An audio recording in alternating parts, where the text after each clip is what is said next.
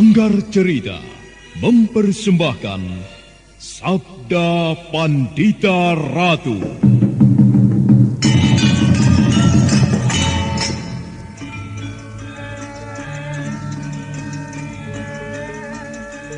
Apa yang kau lakukan di Kediri? Kau berkeliaran di jalan-jalan dengan berpakaian compang-camping seperti pengemis. Sebuah cara yang sangat sempurna untuk menyembunyikan jati dirimu yang sebenarnya. Kalau kau melihatku dalam keadaan seperti ini, karena memang seperti inilah aku akan mengamuk. Aku akan mencari kematian. Bumi ini sudah terlalu lama ketempatan tubuhnya yang penuh kotoran. Sekaranglah saatnya aku menemukan jalan kematian yang paling sesuai. Aku Kumbakarna. Akulah Kumbakarna.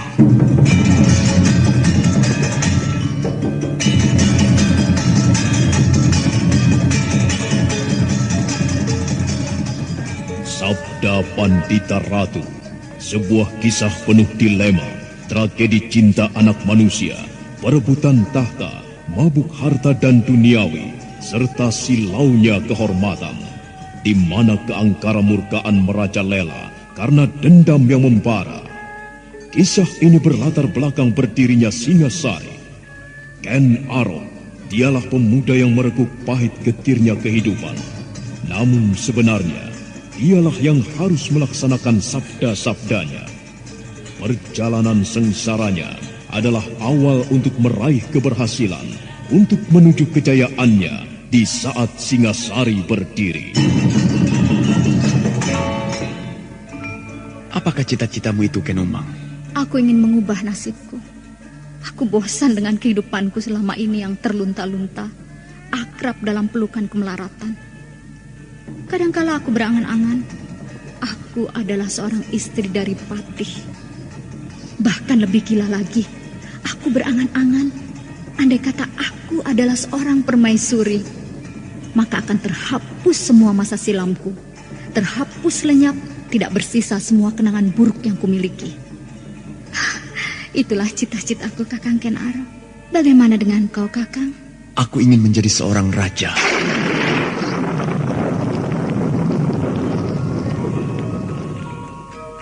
Sabda Pandita Ratu. Naskah ditulis oleh Pondra Swasti Langit, diolah oleh Agung Bahrodi, didukung oleh artis-artis terkemuka Ferry Fadli, Eli Ermawati, M. Abud, Ivone Rose, dan lain-lain. Teknik dan montase Ibing Arifin, dengan sutradara Dian Pertiwi. Sabda Pandita Ratu. Kali ini dalam episode ke-15 dengan judul Singasari.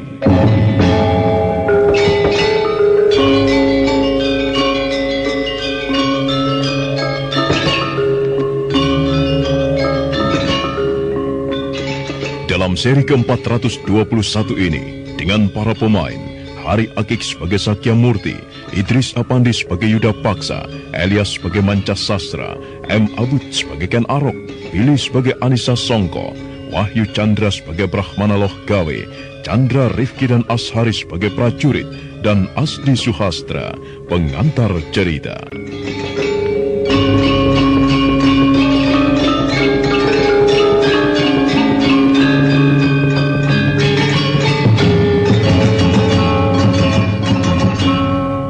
Manca Sastra bergegas meninggalkan Tumenggung Yuda Paksa yang nampak cemas dengan perkembangan itu. Tumenggung Yuda Paksa tahu dengan jelas apa arti Brahmana yang melibatkan diri dalam peperangan. Tumenggung Yuda Paksa kemudian bergegas menuju ke sebuah menara tinggi yang sering disebut sebagai Sangga Bawana. Dari atas, Panglima pasukan Kediri itu melihat medan perang. Siapa kalian berani menghadang Ken Arok? Bangga sekali aku dapat bertemu denganmu, Ken Arok. Pangkatmu seorang senopati. Iya, mengapa? Dan mereka, siapa orang-orang ini? Menilik cara berpakaiannya, bukan pakaian prajurit. Apalah artinya pakaian kebesaran? Yang penting yang kau hadapi saat ini adalah sebuah pasukan khusus. Oh, pasukan khusus. Iya, Aku tidak pernah melihat pasukan khusus seperti ini di Kediri. Apalagi pakaiannya hitam-hitam seperti itu. pakaian ini menandai bahwa kami memang dipersiapkan untuk menghadapi tugas yang berat. Bukan main. Sekarang aku bisa menebak kau pasti mendapat tugas untuk menangkap Ken Arok. Untuk membunuh. Cabut pedang! Jangan beri ampun orang ini! Bukan main. Sedemikian besar penghormatan yang dilakukan oleh Kediri untuk membentuk pasukan khusus yang hanya dipersiapkan untuk mengatasi Ken Arok. Baik, aku terima kehormatan itu. Aku siap.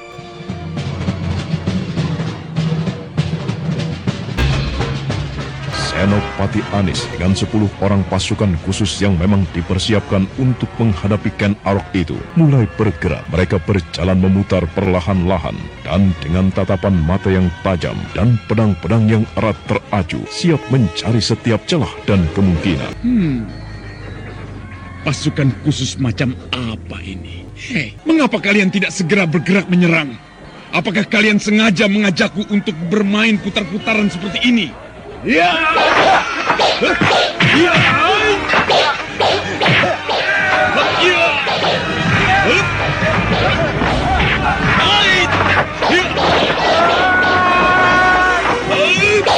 Jangan beri ia kesempatan meloloskan diri! Serang! Dan pertempuran itu dengan cepat bergerak meningkat. Kelompok pasukan khusus yang telah dipersiapkan menghadapi Ken Arok itu memang terdiri dari orang-orang pilihan yang diambil dari berbagai perguruan kanuragan. Dengan demikian, pertempuran yang kemudian terjadi adalah pertempuran yang dahsyat. Kelompok itu menyerang susul-menyusul dari berbagai arah. Sambaran-sambaran pedang yang terlontar dengan segenap tenaga membuat Ken Arok tidak berani meremehkan. Setinggi apapun ilmu kanuragannya, namun yang dihadapi adalah sebuah kelompok khusus yang luar biasa. Dalam pada itu, dari puncak bangunan Sanggabawana, Tumenggung Yudapaksa, Panglima Perang Pasukan Kediri, terus mengamati peperangan yang terjadi melalui penghubungnya. Dan dia memberikan perintah-perintah. Sangat sulit meramalkan bagaimana bentuk akhir dari peperangan ini. Pasukan Kediri nampaknya memerlukan kerja keras untuk mengusir orang-orang Temapel. Meskipun menang dalam jumlah, akan tetapi Temapel yang berhasil menyusun gelar lebih dulu menentukan bentuk dari peperangan ini. Belum lagi jika pasukan dari kantor itu nantinya datang bergabung pula. Ternyata kehadiran para Brahmana yang melibatkan diri di dalam peperangan itu sangat menyulitkan. Sial.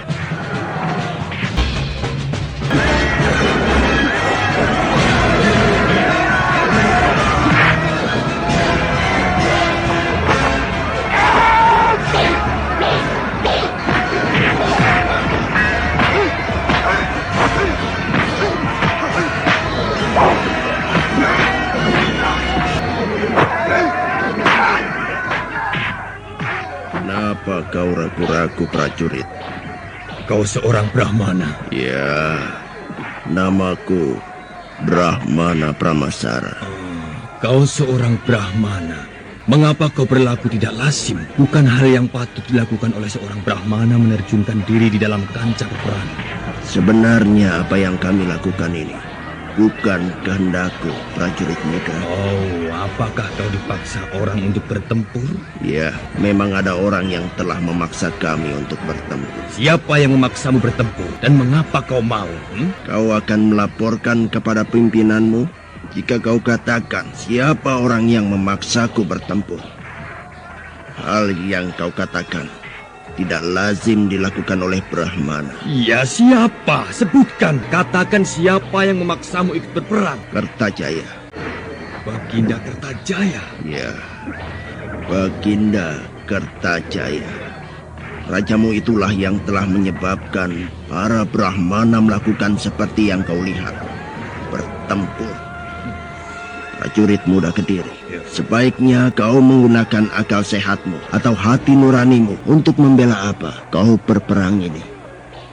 Kalau kau setuju, bergabung saja dengan prajurit Tumapel. Nasib Kediri sudah tidak akan dapat dipertahankan lagi. Percayalah, anak muda. Kau pandai meracuni hati lawanmu, Brahmana. Aku tidak sedang meracuni hatimu, prajurit muda. Tetapi pertimbangkanlah, untuk apa kau membela Kertajaya yang sudah keliru melangkah itu? Ada dasarnya, tidak ada yang abadi di dunia ini. Segala sesuatu selalu berubah. Dan perubahan itu sendiri yang kemudian menjadi abadi. Sang waktu berjalan terus, menghantarkan Kediri yang dilanda peperangan itu mendekati waktu malam di halaman istana Kediri. Oh, kau melihat sesuatu yang mencurigakan? Iya. Orang yang berdiri di sana itu maksudmu? Sejak tadi aku mengamatinya. Dia berdiri di sana. Mungkin dia akan melakukan sesuatu yang merugikan keamanan istana. Ayo, kita dekati. Siapa sebenarnya orang itu? Baiklah. Siapa kau? Mengapa kau berada di situ, Orang yang berdiri dan menarik perhatian karena sikapnya yang mencurigakan itu kemudian menoleh. Orang itu tidak pergi menjauh, tetapi malah datang mendekat. Siapa kau? Benarnya aku bisa memasuki halaman istana ini dengan sesuka hatiku. Gila. Siapa kau? Prajurit muda, lamat-lamat aku masih bisa mengingatmu. Tetapi, apakah kau lupa dengan aku? Tuan, bukankah... Hadapkan aku kepada Baginda. Dengar, sebenarnya aku bisa menghadap Baginda tanpa siapapun bisa mencegahku. Akan tetapi, aku ingin menghadap Baginda dengan cara yang semestinya. Tetapi Tuan, Ada apa? Siapa sebenarnya orang itu? Kau perhatikan baik-baik. Apakah kau memang sudah lupa? Gusti Temenggung Murtiwandawa. Iya, prajurit muda. Antarkan aku menghadap Baginda.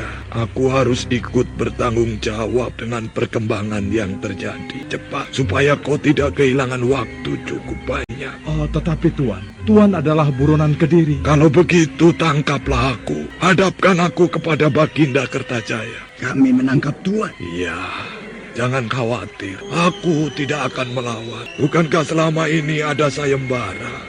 Siapa yang berhasil menangkap Temenggung Murtiwandawa akan mendapatkan hadiah. Ayo prajurit muda, tangkap saja aku, bawa aku menghadap rajamu. Percayalah, aku tidak akan melawan jika kau tangkap. Kedua prajurit pengawal keamanan istana Kediri itu justru menjadi kebingungan. Keduanya saling berpandangan dan jelas tersirat tidak tahu apa yang harus dikerjakan. Permintaan Sakyamurti itu justru membahayakan keselamatan Baginda Kertajaya. Belum lagi kebingungan itu mereda, tiba-tiba... Aku yang akan menangkapmu, Murtiwandawa. Kau Manca Sasra. Ya, kalau kau masih ingat, inilah aku, Manca Sasra. Aku belum pikun. Aku masih ingat kepadamu, Adi Tumenggung Manca Sasra. Kau seorang tumenggung yang luar biasa, yang mempunyai kesaktian tinggi. Bagaikan ora tedas tapak palune pande. Jangan terlalu memuji kau, Murtiwandawa. Ada keperluan apa kau datang kemari? Aku ingin menghadap Baginda. Untuk apa? Waktu yang ada sangat terbatas. Hadapkan aku kepada Baginda Kertajaya. Nanti kau akan tahu apa yang kubicarakan kepada Baginda. Terlalu bodoh jika aku penuhi permintaanmu itu, Murtiwandawa. Itu sama saja halnya dengan membawa seekor macan galak ke hadapan Baginda. Apalagi jika mengenang apa yang pernah kau lakukan beberapa bulan yang lalu. Atau setahun yang lewat, kau telah membuat geger halaman istana ini dengan perbuatan yang sampai sekarang sulit dimengerti mengapa itu. Aku jamin, aku tidak akan mengulangi hal itu, Manca Sasra. Tetapi, pertemukan aku dengan Baginda. Sekali lagi tidak, Murtiwandawa. Bahkan menyerahlah. Kau akan ditangkap dan dijebloskan ke dalam pakunjaran. Mampukah kau melakukan hal itu? Kau sendiri yang akan menangkapku. Atau kau akan menggunakan prajurit segelar sepapan. Sementara kau dengar riuh suara apa itu. Andai kata kau bermaksud menangkapku sendirian, aku yakin kau tidak akan mampu, Manca Sasra. Kaulah yang justru akan terbunuh dan mati di tanganku.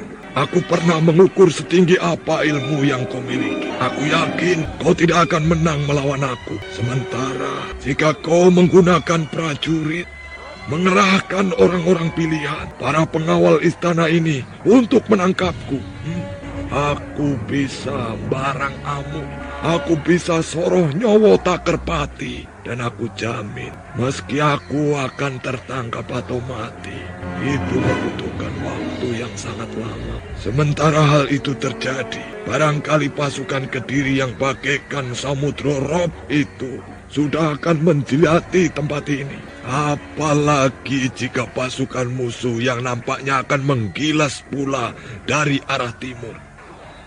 Pasukan Gantri itu tidak lama lagi akan segera datang.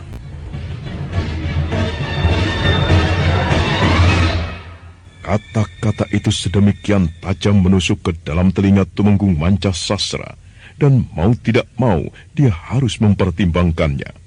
Beberapa saat Mancasastra termangu.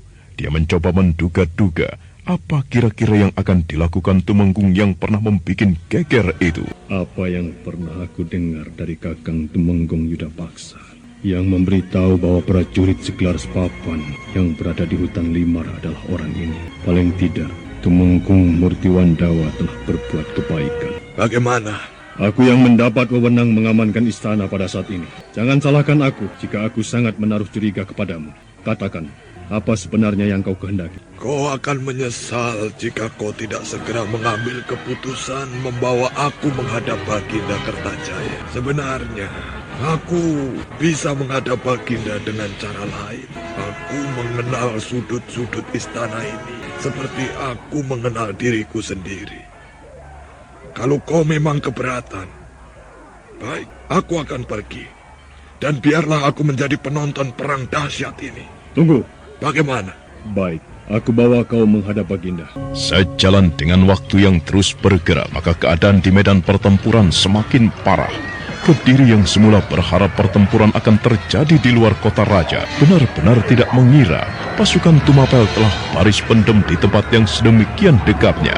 Hutan Limar, maka mayat-mayat pun bergelimpangan di mana-mana, berbaur dengan rintih kesakitan dan bahkan umpatan kasar dari para prajurit, baik yang sedang bertempur, bahkan juga umpatan kasar dari beberapa orang yang terluka parah dan berada di saat menjelang kematiannya. Tumenggung Yudapaksa yang telah turun dari menara Sanggabawana, turun dan siap menerjunkan diri langsung ke dalam medan pertempuran. Akan tetapi, siapa yang kau tandu itu, ha? Senopati Anis, Gusti. Hah? Anis? Apa yang terjadi? Ken Arok memang gila, Gusti. Orang itu benar-benar gila. Apa yang terjadi dengan pasukan khusus yang kau pimpin untuk menumpulkannya itu, ha? Senopati Anis, ya, jangan Gusti. mati dulu. Ayo katakan apa yang terjadi. Mereka tumpah semuanya, Gusti. Tidak ada siapapun yang mampu menahan geraknya. Tidak ada siapapun yang mampu membendungnya, Gusti. Ia mengamuk. Gusti, aku sudah tidak kuat lagi. Aku titip. Titip apa?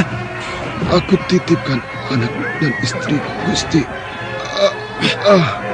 Anis, Senopati Anis. Sudah mati. Mati muda kau. Singa liar padang karautan. Aku ingin mencobanya sekarang. Setinggi apa ilmu kanuragan yang dimiliki pemuda gila itu? Penghubung! Hubungi Temenggung Aryo Bancak. Suruh orang itu menarik pasukannya kembali ke dalam istana. Ken Arok harus diuruk dengan sejuta bangkai. Tetapi Bukankah Gusti Tumenggung Aryo Bancak harus menghadapi pasukan Ganter, Gusti? Aku perintahkan kepada Tumenggung Aryo Bancak untuk menarik pasukannya kembali ke Kota Raja. Kau dengar suara sorak-sorai itu? Kota Raja harus dipertahankan. Percuma pasukan yang dipimpin Tumenggung Aryo Bancak itu dapat menghadapi Ganter kalau Kota Raja ini digilas Tumapel. Baiklah. Apa yang kau bawa dari Kota Raja, Japana? Kota Raja dalam keadaan gawat, Gusti. Sebaiknya Gusti Tumenggung berbuat sesuatu. Sesuatu apa? Gusti menarik pasukan kembali ke Kota Raja untuk membantu Gusti Yuda Paksa. Tidak perlu. Maksud Gusti Tumenggung? Prajurit penghubung itu tidak ada yang datang kemari membawa perintah Tumenggung Yuda Paksa agar kita di sini menarik pasukan. Tetapi sebenarnya, secara pribadi, aku lebih senang kalau Kediri hancur. Gusti Tumenggung, aku berharap Yuda Paksa tidak mampu mengatasi masalah, dan di atas segenap puing-puing yang ada, akulah nanti yang akan menggilas kekuatan yang tersisa, baik di Tumapel, Kediri, ataupun Ganter. Mengapa Gusti Tumenggung mempunyai sikap seperti itu? Ya, karena aku mempunyai cita-cita. Kau pikir aku puas dengan kedudukanku yang sekarang, yang hanya menjadi bayang-bayang Yuda Paksa? Kau pikir aku cukup puas hanya menjadi seorang Tumenggung? Tidak, Japana. Aku menginginkan jabatan yang lebih tinggi dari sekedar Tumenggung. Akan tetapi aku menginginkan menduduki Dampat. Senopati Japanan yang diperbantukan kepada Tumenggung Aryo Bancak terkejut ketika mendengar jawaban itu. Dia sama sekali tidak menduga Tumenggung Aryo Bancak justru akan menusuk Kediri dengan caranya yang lain. Japanan menjadi termangu karenanya. Bagaimana, Senopati Japana? Apakah kau tidak sependapat denganku? Bukan main, Gusti. Aku tidak mengira di dalam benak Gusti tersimpan gagasan semacam itu. Nah, sekarang apakah yang akan kau perbuat setelah kau mengetahui apa yang akan kulakukan? Kalau boleh aku mengetahui, apakah yang Gusti Tumenggung justru akan lakukan? Aku akan membiarkan pasukan dari Ganter itu lewat dan menerjunkan diri di dalam peperangan. Setelah semuanya dalam keadaan yang tidak karuan, aku akan datang menggilas mereka. Itulah gagasanku. Bagaimana? Jika kau sependapat, bergabunglah dengan aku. Mungkin kelak aku akan mengangkatmu menjadi seorang Mahapati. Atau apa, jika kau mau menyatukan kehendak bersamaku. Bagaimana? Dada Senopati Japanan berdesir. Jiwa keprajuritannya merasa ada sesuatu yang tidak sepatutnya. Namun Senopati itu harus mempertimbangkan segala sesuatu. Sementara itu adalah pada waktu yang bersamaan di ruang dalam istana Kediri, Baginda Kertajaya merasa amat tegang ketika Mancasastra menyampaikan permohonan Murtiwandawa yang ingin menghadap. Benarkah yang kau katakan itu, Mancasastra? Hamba, tuanku. Bagaimana kalau Murtiwandawa itu berbuat gila dan membahayakanku? Hamba dan para prajurit akan melindungi Baginda. Baiklah, aku akan menemuinya. Kau Murtiwandawa? Hamba, tuanku. Hamba mengaturkan sembah. Kau telah menjadi buronan. Kau pintar. Datang ke istana justru pada saat Kediri dalam keadaan seperti ini. Apa perlu Murtiwandawa? Hamba menyarankan agar tuanku segera pergi dari istana. Kurang ajar. Kau sadar dengan apa yang kau katakan itu, Murtiwandawa? Hamba, Baginda, hamba belum gila. Karena itulah hamba mengatakan, sebaiknya Baginda segera meninggalkan istana. Kediri akan hancur dalam peperangan ini. Keparat, kau mengecilkan arti Kediri. Sama sekali tidak, Baginda. Hamba tidak pernah berpikir demikian. Kediri adalah sebuah negara yang besar, yang memiliki prajurit besar pula. Akan tetapi yang kita hadapi adalah Tumapel, Baginda, yang dipimpin oleh Kenaro. Sedang dari arah timur, pasukan segelar sepapan pula dari Ganter siap menyerang. Biarpun Ganter akan menyerang bagai samudra, Rob, namun Tumenggung Aryo Bancak pasti akan dapat menggilasnya. Sayang sekali, Baginda tidak melihat bagaimana keadaan yang sebenarnya. Meski Ganter datang dari arah timur, namun pertempuran yang dahsyat itu tidak akan terjadi, Baginda. Gila, apa maksudmu, Sakyamurti? Karena Tumenggung Aryo Bancak mempunyai perhitungan tersendiri.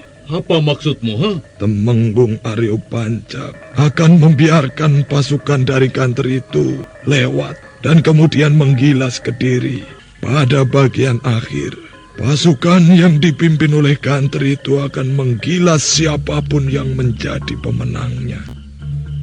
Tentu bukan pekerjaan yang sulit bagi Temenggung Aryo Pancak untuk menggilas sebuah pasukan yang sudah kelelahan. Omong kosong, aku tidak percaya dengan omonganmu. Temenggung Aryo Pancak tidak akan berbuat sebodoh itu. Untuk apa ia melakukan hal seperti itu? Temenggung Aryo Pancak melakukannya karena ia cerdik, Baginda. Ia melakukan semua itu karena di dalam hatinya muncul sebuah keinginan. Bagaimana rasanya duduk di atas singgasana? Baginda Kertajaya menggeretakkan gigi. Matanya menyiratkan kemarahannya. Dia memandang Tumenggung Murtiwandawa seolah bermaksud membakar Tumenggung itu cukup dengan tatapan matanya. Semua yang hadir di tempat itu terdiam. Tidak ada seorang pun yang berbicara. Namun di dalam masing-masing dada mereka serasa penuh dengan gemuruh. Murtiwandawa, hamba tuanku. Kau pikir aku percaya dengan kata-katamu itu? Kau pasti sedang melakukan sesuatu yang aku tidak mengerti. Hayo Murtiwandawa, mengaku saja. Hamba telah mengatakan apa yang sebenarnya terjadi, Baginda. Menurut hemat hamba, Temenggung Yudapaksa tidak akan mampu mengatasi Ken Arok dengan pasukan Tumapel yang sedang berperang dengan hasrat untuk memenangkan peperangan dengan nafsu menggila. Apalagi di antara mereka terdapat beberapa Brahmana yang ikut berperang. Para Brahmana itu memberikan dampak yang luar biasa, tuanku. Kepada prajurit Kediri berdampak melemahnya minat mereka untuk berperang. Sedang kepada prajurit Tumapel justru semakin membakar gelora. Murtiwandawa, kau pikir aku senang dengan laporanmu itu? Kau pikir aku akan berterima kasih dengan saran yang tidak masuk akal itu? Jika demikian, hamba mohon ampun, Baginda. Katakan, Murtiwandawa, apakah pamrihmu dengan ulahmu ini? Katakan! Hamba sudah bosan hidup, tuanku. Hamba merasa matahari yang beberapa bulan ini hamba lihat bersinar tidak cerah lagi. Hamba menginginkan kematian. Inilah saat yang tepat bagi hamba untuk mendapatkan jalan kematian itu. Mati di dalam peperangan. Lalu untuk apa kau melakukan itu? Untuk apa kau membela aku? Hamba tidak membela tuanku. Hamba melakukannya bukan karena hamba membela tuanku. Hamba tidak membela Baginda karena hamba tahu Baginda yang bersalah dalam peristiwa ini. Jika hamba melakukan semata-mata karena hamba membela Kediri. Baginda Kertajaya merasa jantungnya benar-benar akan meledak. Matanya liar memandang Sakya Murti atau yang dikenalnya sebagai Murtiwandawa. Namun dengan ketenangan yang luar biasa, Sakya Murti melanjutkan kata-katanya.